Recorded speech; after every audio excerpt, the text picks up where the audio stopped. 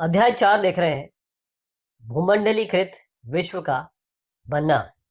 19वीं शताब्दी यानी 1815 से लेकर 1914 की अगर हम बात कर रहे हैं तो यहाँ पर दुनिया काफी तेजी से बदलने लगी। चाहे आप आर्थिक या जैसे इकोनॉमिक कहते हैं इसको, पॉलिटिकल, राजनीतिक, सामाजिक, सोशल, सांस्कृतिक यानी कल्चरल और तकनीकी, ये सब कारक देखें आप, तो क्योंकि विदेशों और देशों में संबंध हो रहे थे तो समाज जो एक दूसरे के करीब आ रहे थे उनमें भी बहुत सारी चीजें चेंज हुई। अगर हम इनके हवाले से देखें, आर्थिक, सामाजिक, सांस्कृतिक, इस तरीके से, तो इसमें अ, 3 प्रवाह मैं बताऊंगा, या ये कहें कहें कि अर्थशास्त्रियों ने जो अंतर्राष्ट्रीय या इंटरनेशनल आर्थिक विनियम हो रहा था। अंतर्राष्ट्रीय आर्थिक विनियम का मतलब ये होता है कि एक दूसरे देश के बीच में इकोनॉमिकली कैसे एक्सचेंज हो रही थी, चीजें आ जा रही थी। तो उसका पहला जो है, ये एक सवाल है जिसका जवाब मैं आपको देना चाहूंगा कि जो पहला प्रवाह है या पहला मूवमेंट, पहली गति, पहला यहाँ से वहां जो आदान प्रदान हो रहा है वो है 19वीं सदी में मुख्य रूप से वस्तुओं में कपड़ा, गेहूं, इसके व्यापार तक ही सीमित नहीं था। पहली बात समझिएगा कि केवल अगर आप समझे कि कपड़ा और गेहूं या केवल वस्तुएं आ जा रही हैं तो ये नहीं था। इसके अलावा क्या था? दूसरा ये होता है, इन्होंने जो अर्थशास्त्रियों ने बताया कि श्रम का प्रवाह होता है। श्रम मतलब होता है लेबर। एक आदमी मान लीजिए बिहार से मुंबई आता है, बिहार से दिल्ली आता है, तो जो श्रम वहां कर रहा था या करता होता, वो दिल्ली में दूसरा श्रम कर रहा है, मतलब आके श्रम कर रहा है, तो दिल्ली की अर्थव्यवस्था में चेंज हो रहा है क्योंकि लेबर वहां पर कर रहा है, पैसा वहां कमा रहा है, और ज्यादा पैसे कमा रहा है तो टैक्स भी दिल्ली के हिसाब से दे रहा है। और वहां के जो दिल्ली गवर्नमेंट के टैक्सेस है या जो भी उसने वहां पर दिल्ली गवर्नमेंट ने किया है उसके हिसाब से वो रह रहा है, तो श्रम का प्रवाह हो रहा है। तो एक जगह से दूसरी जगह रोजगार के लिए लोग आ जा रहे हैं। और तीसरा प्रवाह पूंजी का होता है। इसका मतलब ये है कि आप कम समय के लिए या ज्यादा समय के लिए किसी दूर दराज इलाके में निवेश कर दें। जैसे मैं चाइना की बात करता हूँ, चाइना ने श्रीलंका, पाकिस्तान, बांग्लादेश, सब जगह निवेश कर रखा है। कहीं वो कॉरिडोर बना रहा है, कहीं कुछ बना रहा है। ऐसा बांग्लादेश में देखिए, जो स्टॉक एक्सचेंज है 25% चाइना के पास है। तो इस तरीके से भी यही तरीके होते हैं जिससे एक दूसरे देश का आर्थिक एक्सचेंज होता है, विनिमय एक्सचेंज होता है। आर्थिक आर्थिक मतलब इकोनॉमिक एक्सचेंज, मतलब आर्थिक, सीधा सीधा सा मतलब ये समझ लीजिए आप कि पैसे का आदान प्रदान हो रहा है बस। अगर पैसा इधर से उधर जा रहा है तो उसके 3 तरीके हो सकते हैं। पहला मैंने आपको बताया कि ये केवल ये नहीं है कि वस्तुएं जा रही है, ये दिमाग में मत डालिएगा कि सामान इधर से उधर जा रहा है तो एक्सचेंज हो रहा है। ये निर्यात आयात ही नहीं है सब कुछ। जो आदमी जा रहा है, इंसान जा रहा है, लोग जा रहे हैं, वो भी एक है। और तीसरा कि आप किसी दूसरी जगह पे किसी समय के लिए, कम समय के लिए पैसा लगा दें। अब ये सारे के सारे एक दूसरे से जुड़े हुए हैं। जैसे अगर मैं आपको कहूं कि वस्तु या पूंजी, जैसे सामान आ जा रहा है, पैसा आ जा रहा है, तो उसके मुकाबले अगर आप श्रमिक को आता जाता देखें, लेबर, अब लेबर के ऊपर ज्यादा ज्यादा वो लगाया जाता है। पाकिस्तान और हिंदुस्तान या कोई भी एक ऐसा देश ले लीजिए जैसे वहां का आदमी जाना चाहता है अमेरिका।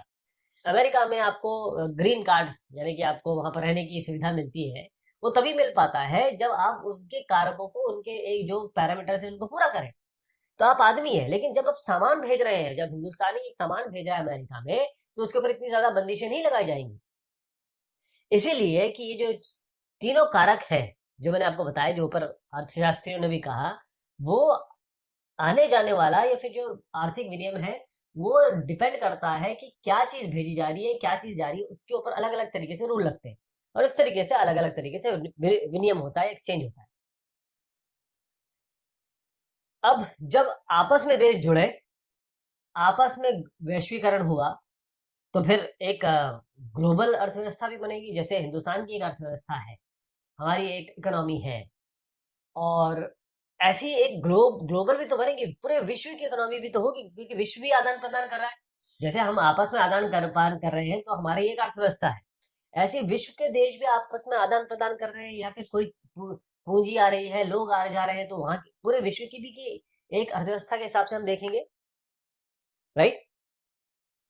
तो होता ये है कि जब हम बात करते हैं खाने पीने की, तो ब्रिटेन का एग्जाम्पल मैं लेके चलता हूँ कि माना जाता है कि औद्योगिक रूप से यूरोप में खाद्य उत्पादन यानी कि खाने का जो पैदावार हो रही थी या खाना जो बन रहा था, चाहे वो पैदावार हो चाहे उसका पैक्ड फूड बन रहे हो, तो अगर इसको देखें तो ब्रिटेन खाद्य आत्मनिर्भरता के रास्ते पर चलता तो वहां के लोगों का जीवन स्तर गिर जाता। अब आप बड़ी अजीब चीज इसमें देखेंगे कि अगर आप कोई देश भोजन के लिए आत्मनिर्भर है, वो भोजन अपना बना सकता है, तो आप बोलेंगे ये बहुत बढ़िया देश है, अपना खाना खुद पैदा करता है ये। लेकिन अगर आप यही देखें, उलट रहा हूं मैं इस बात को, कि अगर ब्रिटेन खाद्य के मामले में खुद आत्मनिर्भर हो जाता, खुद पैदा करता, तो सबका जीवन स्तर गिर जाता और बहुत ज्यादा तनाव फैल जाता। कारण क्या था उसका, उसको समझिएगा कि विश्व अर्थव्यवस्था कैसे एक देश को दूसरे देश से में इफेक्ट कर सकती है। हुआ ये कि 18वीं सदी के जो आखिरी दशक है, उसमें ब्रिटेन की आबादी बड़ी तेजी से बढ़ने लगी। इसका मतलब जब आदमी बढ़ेंगे, पेट बढ़ेंगे, तो खाना भी बढ़ेगा, मतलब खाने की मांग भी बढ़ेगी। क्योंकि जैसे जैसे शहर बड़े हुए, उद्योग बढ़ने लगे, तो कृषि के उत्पाद भी चाहिए होंगे उनको। उद्योगों को क्या चाहिए? कृषि के उत्पाद चाहिए। अब कृषि के उत्पाद महंगे होने लगे। कृषि के उत्पाद, क्योंकि जितना ज्यादा चीजें की डिमांड बढ़ेगी उतना ज्यादा उसका प्राइसिंग बढ़ेगा, राइट। अब उन्होंने क्या किया कि जो भूस्वामी थे वहां पर, जो बड़े बड़े लैंड जिनके पास थे, उन्होंने जो मक्का आता था, जिसे कॉर्न कहते हैं अंग्रेजी में, CORN, कॉर्न, इसके आयात पर पाबंदी लगा दी। अब जो कानून के हिसाब से कॉर्न जो आता था या वो आयात करते थे, उस पर जब पाबंदी लगा दी गई, उस कानून को हम कहते हैं कॉर्न लॉ, कॉर्न लॉ कहते हैं। लेकिन जब जो मैंने कारण बताया, जिस कारण जब बहुत सारी कीमतों में इजाफा हो गया, तो ये कॉर्न लॉ फिर खत्म करना पड़ा। देखिएगा, मैं फिर से समझाने की कोशिश करता हूं आपको। कॉर्न लॉ ये ऐसा लॉ था जिसके तहत जो कॉर्न है या फिर कहें खाने की जो चीजें हैं, वो इंग्लैंड में नहीं आ सकती। अब ये जब आया, जब ये लग गया, तो खाद्य पदार्थ जो है इंग्लैंड में, जो मैंने कारण बताया उसके कारण बहुत महंगे हो गए थे। भूस्वामियों ने कहा नहीं, कॉर्न लॉ लगा रखा है हमने, चीजें नहीं आ सकती। लेकिन जब कॉर्न लॉ के विरुद्ध बात हुई, तब जब हिसाब किताब देखा गया, तब इसको खत्म किया गया। तो जब ये कॉर्न लॉ खत्म हो गया, तब क्या चीजें संभली। अब कॉर्न लॉ जैसे निरस्त हो गया, तो खाद्य पदार्थ आने लगे, और वो खाद्य पदार्थ जो आ रहे थे वो कम कीमत पे थे। आयात आयात जो हो रहा था, उनकी लागत कम थी, वो मतलब वो कम पैसे में लोग खरीद पा रहे थे, उनकी उनकी अमाउंट कम था। अब फिर से बाजी पलटी, ब्रिटिश किसानों की जो हालत है वो फिर से बिगड़ने लगी। क्यों? क्योंकि जो किसान है, जो ब्रिटिश किसान है, जो माल वो पैदा कर रहा है, उसकी कीमत और जो आयात हो रहा है माल, उसकी कीमत में जमीन आसमान का फर्क है। यानी कि आयातित माल, जो इम्पोर्ट माल किसी और देश से आ रहा है, वो बहुत कम कीमत का है, और जो ब्रिटिश किसान बना रहा है वो ज्यादा कीमत का है। तो जो बड़े बड़े भूभाग है, बड़े बड़े जो एरियाज है, उस पर खेती बंद कर दी गई। अब जब खेती बंद हो जाएगी तो लोग बेरोजगार हो जाएंगे। लोग बेरोजगार हो जाएंगे तो या तो वो इधर से उधर जाएंगे या दूसरे देशों में जाने लगेंगे।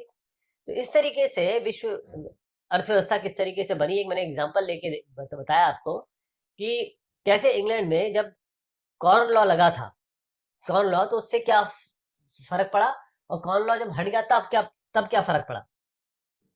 तो जब खाद्य पदार्थों में गिरावट आई, मतलब उसकी कीमतों में गिरावट आई, जैसी चीजें पैसा कम हो जाएगा किसी चीज का, तो आप ज्यादा खरीदेंगे उसको, ज्यादा ज्यादा मात्रा में खरीदेंगे, है ना। तो ऐसे लोगों की जरूरतें बढ़ी, और खाद्य पदार्थ का और ज्यादा आयात होने लगा, और पूर्वी यूरोप, रूस, अमेरिका, ऑस्ट्रेलिया और बहुत सारे, हर हिस्से में ब्रिटेन का, क्योंकि ब्रिटेन में आबादी बहुत बढ़ गई थी, उसको पेट भरने के लिए ऐसे इलाकों में, मतलब दूसरे इलाकों में, दूसरे देशों में, जो देश मैंने बताए, वहां पर जमीन साफ करके खेती के लिए जाने लगी। और ये खेती किसके लिए हो रही थी? ब्रिटेन का पेट भरने के लिए, ब्रिटेन के लोगों को खाना पहुंचाने के लिए, कम दामों में। अब बात यह है कि खेती के लिए केवल जमीन को ही साफ करना ये काफी नहीं होता है। आपने जमीन साफ कर दी और आपने खेती कर ली, बस इससे काम नहीं बनता है। जरूरत यह है कि जो भी आप पैदा करें वो आप भेज भी तो सकें। मान लीजिए कि एक रूस का आदमी है या फिर एक ऑस्ट्रेलिया का आदमी है, उसने पैदावार कर ली, लेकिन उसको तो भेजना है इंग्लैंड। कैसे भेजेगा वो भेज भेज ऐसे पाएगा कि उसको चाहिए बंदरगाह, उसको चाहिए रेलवे, वो जो अब सामान है उसको पहले पहुंचाया जाएगा। तो गोदियां चाहिए। गोदियां क्या होती है? पुरानी गोदियां या गोदियां को कहते हैं हार्बर डॉक्स। डॉक्स मतलब जहाँ पर आके शिप लग पाए और वहां से सामान उस पे चला जाए या निकाला जाए, तो उसे गोदियां कहते हैं। तो ये सब क्या जमीन साफ करना जरूरी नहीं था। इसके अलावा मतलब वो तो था ही था, रेलवे चाहिए, बंदरगाह चाहिए, डॉक्स चाहिए, है ना। तो जमीन की खेती करने के लिए ये भी आवश्यक था कि दूसरे इलाकों के लोग वहां आकर बस जाए, यानी नए घर घर बनाए, नई बस्तियां बनाए। तो इससे क्या होगा कि ये सारी, क्योंकि जिस जगह के इलाके में आप डेवलपमेंट कर रहे हैं वहां चीजें बन रही हैं, तो वहां पर पूंजी भी चाहिए, श्रम भी चाहिए। तो इसके लिए लंदन जो वित्तीय केंद्र है उससे पूंजी आने लगी। और जैसे अमेरिका और ऑस्ट्रेलिया जो जैसे जिन स्थानों पर मजदूरों की कमी थी, वहां पर क्या हुआ, वहां पर लोगों को ले जाया गया और वहां पर बसाया गया।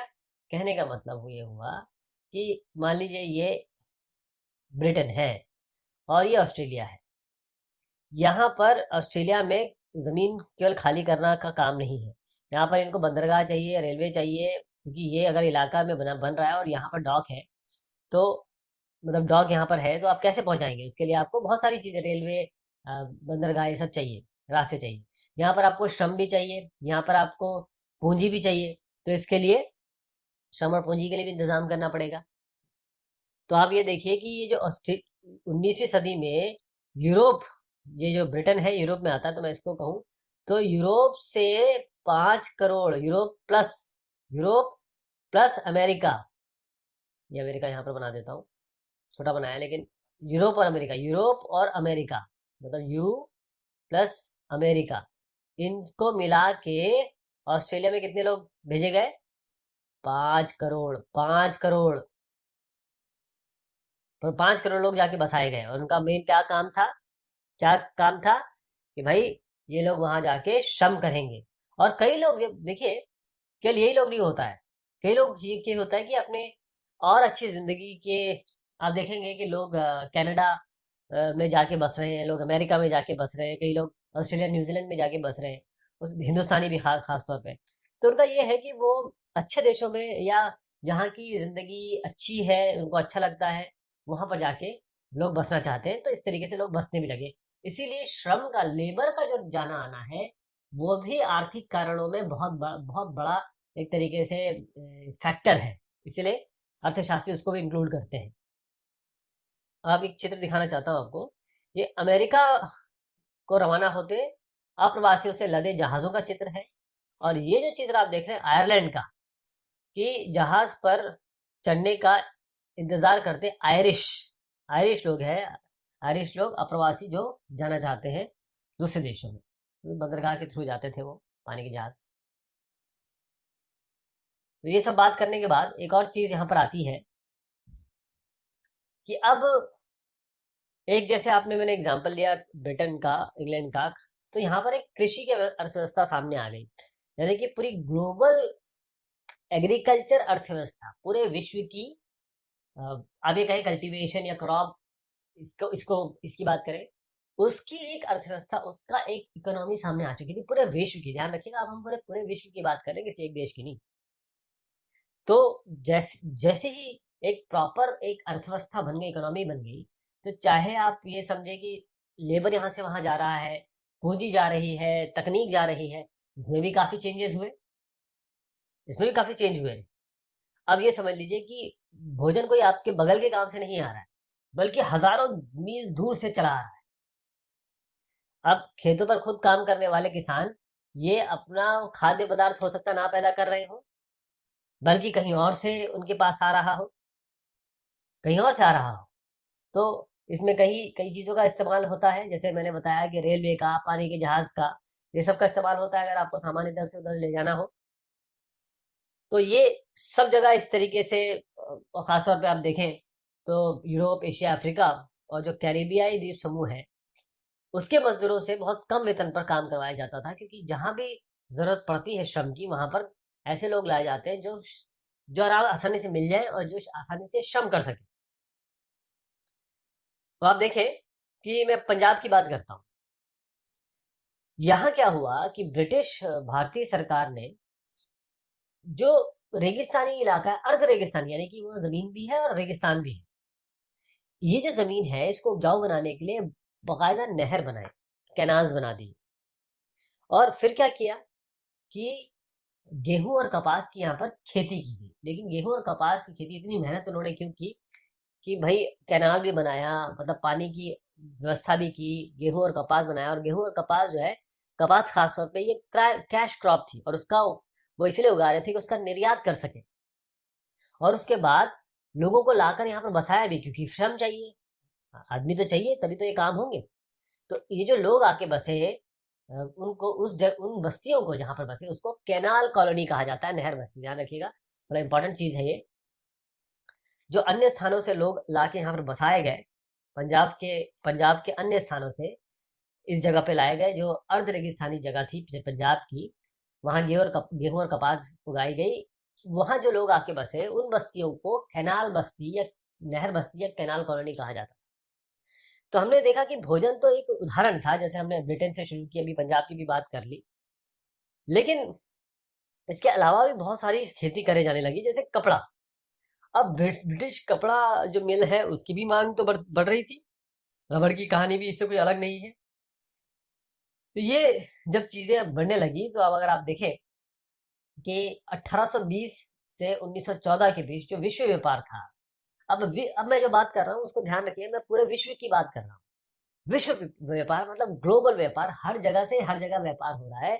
और 1820 से 1914 में जो विश्व व्यापार था उसमें 25 से 40 गुना वृद्धि हो चुकी थी। 40% सोचिए आप। इसका मतलब जो व्यापार हो रहा था उसका 60% हिस्सा, 60% हिस्सा, जो बहुत ही जिसे कहेंगे कि प्राइमरी प्रोडक्ट्स है, प्राथमिक उत्पाद, गेहूं और कपास ये थे, और कोयला, मतलब जितना भी व्यापार हो रहा था उसका 60% गेहूं, कपास और कोयला जैसे पदार्थ थे, खनिज पदार्थ। अब जब ये सब चीजें हो रही थी, इसमें तकनीक कहाँ से आई? देखिए, आवश्यकता ही आविष्कार की जननी है। रेलवे हो, भाप का इंजन हो, टेलीग्राफ हो, ये सब चीजें बदल रही थी। अगर आप समझें कि अगर कोई चीजें चेंज हो रही है, परिवर्तन हो रहा है, वो परिवर्तन इनके बगैर नहीं हो पाएगा, क्योंकि तकनीक तकनीक में इजाफा हो रहा था, टेक्नोलॉजी बढ़ रही थी, साइंस बढ़ रही थी। जैसे औपनिवेशीकरण के कारण जो यातायात और परिवहन साधनों में भी भारी सुधार किए गए। जब एक उपनिवेश, कोई कॉलोनी, जैसे हिंदुस्तान में जो रेलवे डाली गई या रेलवे के जो नेटवर्क बिछे हैं, वो किसने बिछाए? अंग्रेजों ने बिछाए। तो हो सकता है आप ये आर्गुमेंट कर सकते हैं उन्होंने अपने फायदे के लिए, अपने कारणों से भी बिछाए, लेकिन बिछाए तो सही। जो जलपोत है यानी कि पानी का जहाज है उसके आकार बढ़ा दिए गए, रेलगाड़ियां बनी, बोगियों का भार थोड़ा सा मैनेज किया गया, ताकि जो खेत से, मतलब किसान जो खेत में उगा रहा है उसको उनको दूसरे बाजारों में पहुंचाना है, और ये दूसरे बाजार बहुत दूर, बहुत एक दूसरे महाद्वीप में हो सकते हैं। तो इसमें तकनीक की बहुत बड़ी भूमिका थी। इसी तकनीक का मैं थोड़ा एक उदाहरण आपको दूंगा। पहले आप ये देखें कि ये मेला लगा है, इसमें पालतू जानवर है, इनकी खरीद फरोख्त हो रही है, लोग खरीदते थे, बेचते थे, और फिर मांस की आपूर्ति के लिए। ये एक चित्र है जिसमें ये जो जलपोत है यानी कि पानी का जहाज है, इसमें ये गोश्त या मांस इसको मतलब डाला जा रहा है, भरा जा रहा है। अब आप चाहे वेजिटेरियन हो, नॉन वेजिटेरियन हो, लेकिन पूरे विश्व में हर जगह, जो खास तौर पे जो एशिया का इलाका है, चाइना वगैरह का इलाका है, वहाँ पर सारी चीज़ें खाई जाती हैं। तो इसको अगर नहीं भी खाते हैं आप तो उस तरीके से समझिएगा, क्योंकि मांस हर जगह चलता है, एवरीवन ईट्स इट। अब हुआ ये कि इसलिए आपको ये समझना जरूरी है कि मांस के लिए जब गोश्त इधर से उधर जा रहा था तो उसके लिए क्या टेक्नोलॉजी आई, या फिर तकनीक ने कैसे चेंज कर दी? होता ये था कि 1870 के दशक तक अमेरिका से यूरोप को मांस का निर्यात नहीं किया जाता। ध्यान रखिएगा, हम बात कर रहे हैं यूनाइटेड स्टेट्स ऑफ अमेरिका और वो जो अमेरिकी इलाके हैं वहां से हम बात कर रहे हैं मांस का निर्यात कहाँ, यूरोप। होता ये था कि अमेरिका से, देखिएगा ये अमेरिका है और ये यूरोप है, यहाँ से मांस नहीं भेजा जाता था, यानी गोश्त नहीं भेजा जाता। यहाँ से जिंदा जानवर, ये जो जानवर आप देख पा रहे हैं, ये जिंदा जानवर भेजे जाते थे। अब जिंदा जानवर जगह भी ज्यादा घेरते थे, सफर में बहुत सारे मर जाते थे, बीमार पड़ जाते थे क्योंकि जानवर है। और उसके बाद जब ये पहुंचते थे वहां पर, जब तक वहां पहुंचते, क्योंकि वजन ही गिर जाता था, खाने के लायक भी नहीं होते थे। तो अगर मान लीजिए आपने 10 भेज रहे हैं तो 2 पहुंच रहे, मान लीजिए 5 उस हालत में ही नहीं है कि जिनको वहां एक्सेप्ट किया जा सके। तो होता यह था कि जो अमीर लोग हैं, जो अमीर लोग हैं वही ये 10 में से 2 जो पहुंचे उनको खा पाते थे या उनको पहुंच पाता था, क्योंकि पहले जाके इनको काटा जाएगा, फिर उनसे गोश्त निकाला जाएगा। अब ये जो चीज हो रही थी, इसमें क्या किया जाए? तो फिर उसके बाद एक नई तकनीक आई, रेफ्रिजरेशन की। तो अब अमेरिका में ही या फिर जिस इलाके से भी जा रहा है वहां इसको, ये जो जानवर है 10 के 10 उनको काटा जाएगा, 10 के 10 का गोश्त जो है वो पैक किया जाएगा, फ्रीज किया जाएगा, यानी उसको ठंडे उसमें रखा जाएगा, बर्तनों में रखा जाएगा, जिसे हम डीप फ्रीजर वगैरह कहते हैं। और वहां से इस डीप फ्रीजर को फिर आप इन युद्ध पो, इस इन सॉरी इन यो, पोतों में पोतों में मतलब इन पानी के जहाज़ों में डाले जाएंगे। ये पानी का जहाज़ आराम से जाएगा और यहाँ पर लोग इसे खाएंगे। और देखिएगा ये जो लोग खाएंगे, अब 10 के 10 पहुंच रहे, पहले 10 के 2 पहुंचते थे, तो 8 लोग खाने, मतलब अगर मान लीजिए 10 खाने वाले हैं यहाँ पे, 2 ही लोग खा पाएंगे। और अब 10 लोग हैं यहाँ पर, 10 के 10 मिले सब खा पाएंगे। तो जो रेट था इसका, जो जो इसकी कीमत थी इस जगह पे, वो भी कम हो गई। तो सारे लोग मांसाहार खाने लगे, मतलब मांस का आहार करने लगे। ठीक। तो इस तरीके से लोगों में जीवन स्थिति में सुधार हुआ और वो मांस खाने लगे। मक्खन अंडे ये सब उनको मिलने लगे। अकेला आलू और ब्रेड के नाम पे वो नहीं जी रहे थे, अब वो मांस भी उनको मिलने लगा। तो कैसे तकनीक ने चेंज किया, इसका एग्जाम्पल हमने देखा। तकनीक का चेंज अगर आएगा तो इस तरीके से आपको बताना है रेफ्रिजरेशन का।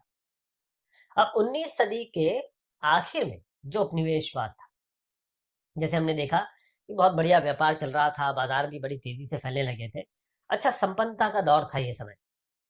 अब इसका एक स्याह पक्ष भी था। स्याह मतलब एक, जैसे कई चीजें के एडवांटेजेस होते हैं, डिसएडवांटेजेस भी होते हैं। जैसे कॉइन है, एक आपके पास एक मान लीजिए 1 रुपए या 2 रुपए का, 10 रुपए का भी एक कॉइन है, उसका एक कॉइन एक साइड होता है, दूसरा साइड भी होता है। तो जो दूसरा साइड है, जो स्याह पक्ष है, जो काला पक्ष है, उसको भी जानना जरूरी है, उसको ही जानना जरूरी है। इससे ये हुआ कि जो व्यापार हो रहा था और अर्थव्यवस्था बढ़ रही थी, इसमें बहुत सारे ऐसे इलाके थे, बहुत सारे ऐसे भाग थे जिसकी स्वतंत्रता और आजीविका ये भी छीनने लगे। मतलब अगर कोई एक इलाका है, वो उसकी इंडिपेंडेंसी छूट रही है, उसको जो बड़े लोग हैं वो आके अपना गुलाम बना रहे हैं। और जो आजीविका का साधन है, मान लीजिए मैं किसी एक जगह पे हूँ, वहां पर आराम से मैं खा पी रहा हूँ, और कोई आके मुझे आजीविका से ही महरूम कर दे। तो ये जो कष्टदायक चीजें हैं, चाहे सामाजिक हो, आर्थिक हो, परिस्थिति के जनक हो, तो ये भी चीजें वहां पर आई। यानी कि कुछ स्याह पक्ष भी थे, ऐसा नहीं कि सब कुछ बहुत अच्छा हो रहा था। अच्छा तो हो रहा था, मतलब कई चीजें ऐसी भी हो रही थी। तो आप इसको, ये जो मैंने आपको बात कही है, उसका एग्जाम्पल भी देना पड़ेगा कि ये हुआ कैसे, कहाँ हो रहा था। इसको मैं इस तरीके से समझाता हूँ। पहले आप ये समझिए कि ये मध्य अफ्रीका में सर हेनरी मार्टिन स्टैनली ये साहब हैं, उनके साथ ये अफ्रीका के लोग जा रहे हैं।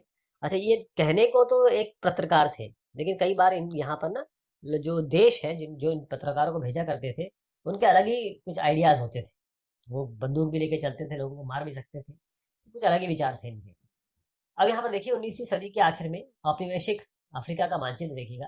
जो मैंने कहा किस तरीके से लोगों ने स्वतंत्रता छीनी। ये अफ्रीका बड़ा एक शांत देश था, बड़ा एक आराम आराम करने वाला देश था, बहुत बड़ी जमीन थी इनके पास, बहुत रिसोर्सेस थे, तो अफ्रीका वालों को कोई दिक्कत कहीं थी। लेकिन यूरोप कैसे मान सकता था कि अफ्रीका इतने आसानी से कैसे रह सकता है, इतने आराम से?